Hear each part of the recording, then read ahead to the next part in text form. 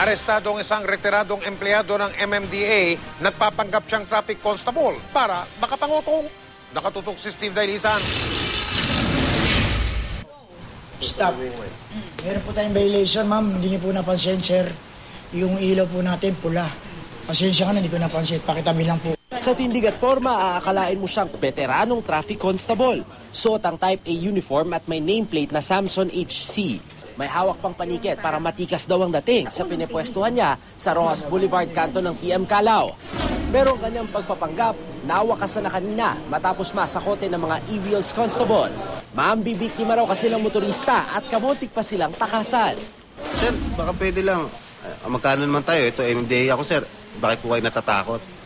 Hindi tayo talo. Sabi niya, ganun, magkakasama tayo. Hanggang pong nandun na po yung punto na bigla siya tumakbo at biglang tumawid sa kabilang lane. Doon na po kami naghabulan. Hindi pala Samson, kundi Marcelino Trias ang kanyang pangalan na 2008 pa nagretiro sa serbisyo sa MMDA. Ang kanyang uniforme galing sa dating kasamahan na nagretiro na rin. Mahina raw kasi ang racket sa pagsasidecar kaya sumisimple sa pangunguto.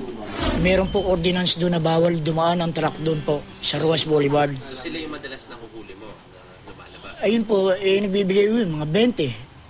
Bibigyan ka ng 20. May mga escort po sila. May nagbibigay po 100 kahit pa paano. Nang makaharap na si Chairman Francis Tolentino, abot-abot ang pagsusori niya. Pero duda si Tolentino lalo't amoy alak daw si Trias. At nang gamitan na ng breath analyzer, positibo nga ang nakainom. Minom po namin gin pineapple, sir. Narecover sa kanya mga lisensyang kinumpiska sa mga dating hinuli, gayon din ang peke at lumang paniket. Nitong December 2012, mismong si Tolentino na biktima na rin ng peking enforcer. Nakakuha ka na ng benefits pero ngayon nangungutong ka na nasisira ang MMDA. Kahit fake na may retirement din. Nag-retire ka rin sa ginagawa mo, di ba? Para makasiguro na lehitimo yung traffic constable na huhuli sa inyo, una yung sipatin yung kanilang uniforme. Dapat hindi sila nakasuot ng jacket. At kung sila naka-type A uniform gaya nito, matingkad na asul yung pang-itaas, navy blue naman yung kanilang pantalon. Hanapin nyo yung logo ng MMDA dahil bago na yan. Kompleto dapat yung nameplate at dapat syempre nakalagay Traffic Discipline Office, hindi na yung TOC kasi luma na yon. Tingnan nyo yung kanilang ID at hanapin yung kanilang pangalan. Dapat pirmado yan ni Chairman Francis Tolentino. Kung kayo na may i-issuehan ng paniket, hanapin niyo yung mga logo ng iba't ibang syudad dito sa Metro Manila.